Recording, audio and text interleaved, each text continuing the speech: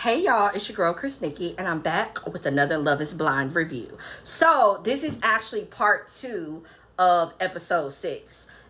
So this is season 7, episode 6, part 2. I usually try to just do one, but episode 5 and 6 is so juicy, I have to break it up. So let's pick up where we left off in the second half of episode 6. And now we're back after the couples party, and Monica and Steven are back at the room.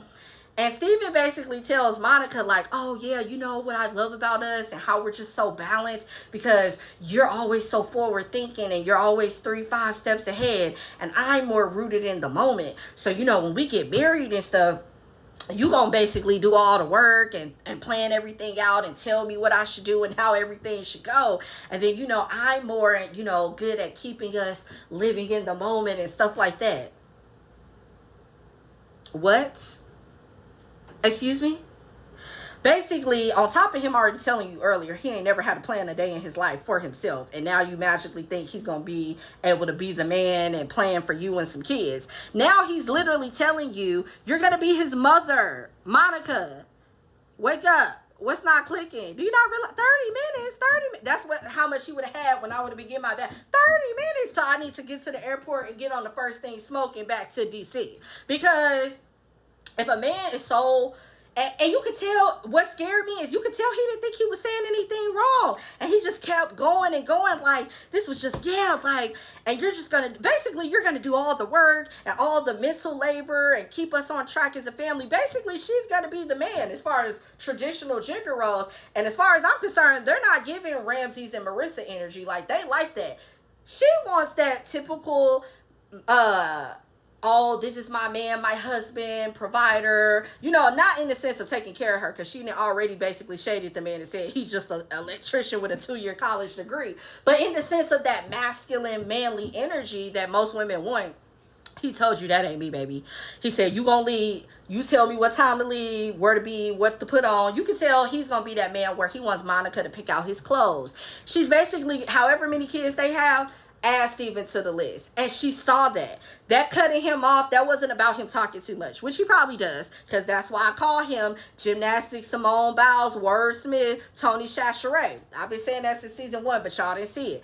It's that, but it's also, she couldn't take hearing the truth.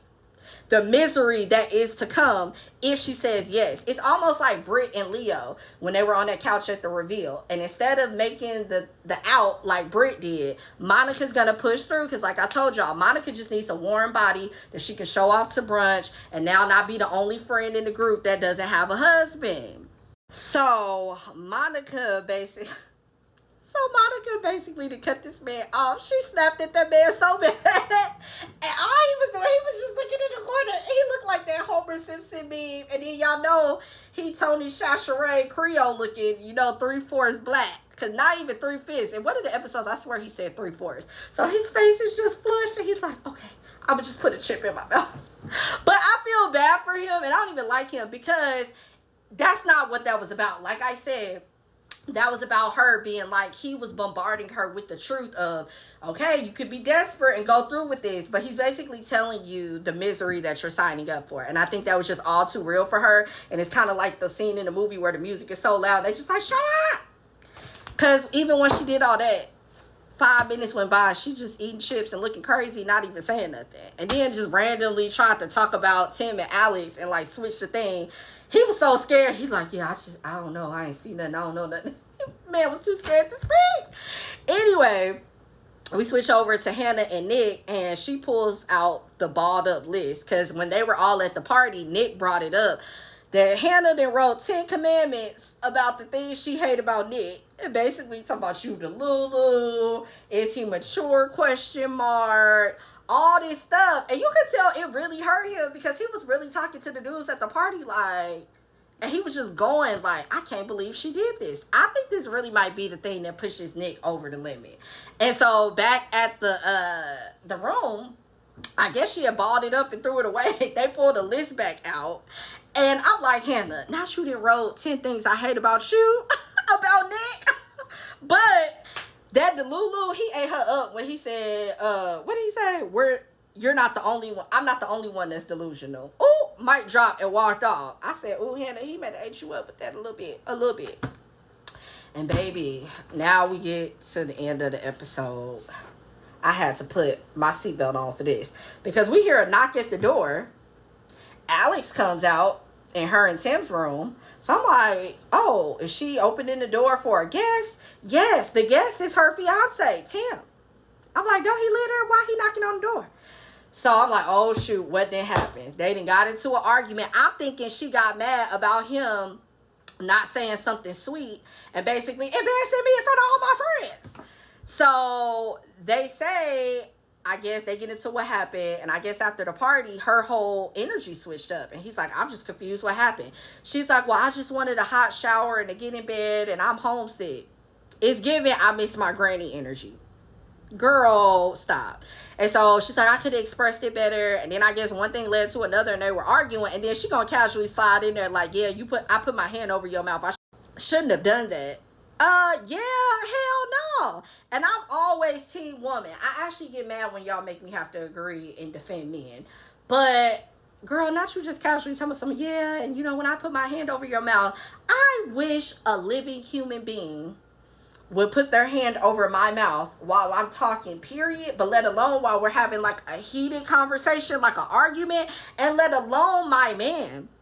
And I'm like, I'm with Tim on this, because if the roles were reversed and Tim had put his hand on Alex's mouth while they were arguing, it would be hell to pay. The internet would be ablaze. He would be called all kind of abusers. We would have saw one of those Leo Brick screens. We had to remove Tim from the experiment. So girl, it's giving toxic. Get away from her. And she pulled the classic abuser. Oh, I'm so sorry. I don't want you to leave. Because he was like, I came here today clearly ready for this to be the last time we talk. Because going back to the toxicity, you remember Tim had already told her, I don't argue. I barely get rattled like that. I don't argue. And a toxic person, especially those women that like to fight, they hear that and they hear challenge. So somebody tell you they don't like to argue and you like, oh, okay, we gonna see. So now they're gonna try to do stuff to vex you just to not only get you to argue, but now it's gotten physical. You might not have hit him or slapped him, but that's usually what happens next.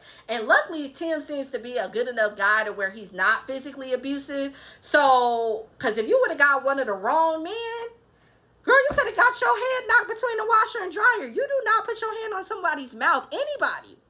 Even if it was a homegirl to homegirl conversation, I wish somebody would put their hand on my mouth. So he looks like he's getting sucked back in like the typical battered wife syndrome. And she all hugged up on him. And poor Tim just staring off into the abyss looking like a traumatized housewife. Poor Tim. Somebody called a hotline. I'm like, this is not going to end well. Get away from him. If he stays with her, she's going to put her hands on him again. And it's going to get worse. Mark my words. They're going to be that couple where if they go through with this, they'll be that couple that always gets the police called on them, fighting in public, toxics. No. Say no, Tim. Say no. And to the point where he even had to say, at a certain point, I need to love myself. That's a victim. That is abuse. You already nitpick, verbally and emotionally abuse him. Make him think everything he does is wrong. I can't believe y'all got me defending a man. He's a victim. Tim, get your stuff and get away from that woman. Nothing good is going to come from this. Mark my words. If they stay together, it's going to end in abuse. It's going to get worse. It's going to escalate. They have no business being together. And she says she used to have a temper. Now imagine if he would have did this to her. She gets mad and be ready to jump Tim for staring too long at the red light crossing the street. So if he would have dared reached back like he was going, or reached forward like he was going to cover her mouth, she would have been Floyd Mayweather in that hallway or wherever they were at. So Tim, you are a victim, and I want you to call the people, call the hotline, and get away from this lady. Y'all are both toxic, and y'all both need help, and y'all both need to be single. And that is a wrap on episode 6, part 2. We have a little bit of a break, and I will be back with more reviews on episode 7 in the next batch. So until next time, make sure you go and get all caught up. If you haven't seen all my reviews, you should be watching them in order. But maybe you skip, and I'll be back.